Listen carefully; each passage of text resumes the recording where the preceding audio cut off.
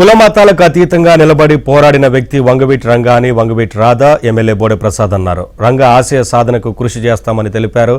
విజయవాడలో వంగవీటి మోహన రంగా 36వ వర్ధంతి సందర్భంగా నివాళులర్పించారు.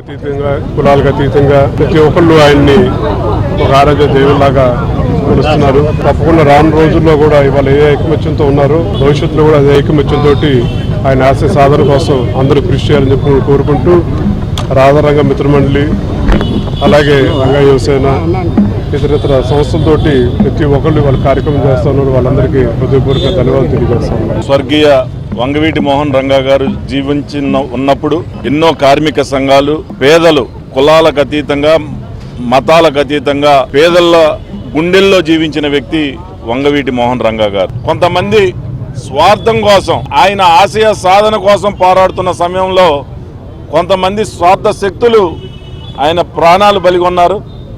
ఈరోజు ఆయన మన మధ్య లేకపోయినా ప్రజల గుండెల్లో పేద ప్రజల గుండెల్లో సజీవంగా నిలిచి ఉన్నారనటానికి ఇదే ఉదాహరణ. తప్పకుండా మేమందరం కూడా మరి ఎప్పుడు ఆయన ఆశయాలు ప్రజల్లోకి తీసుకెళ్ళడానికి ముందుంటామని ఈ సందర్భంగా తెలియజేస్తూ ఆయనకి ఘనంగా నివాళులు అర్పించడం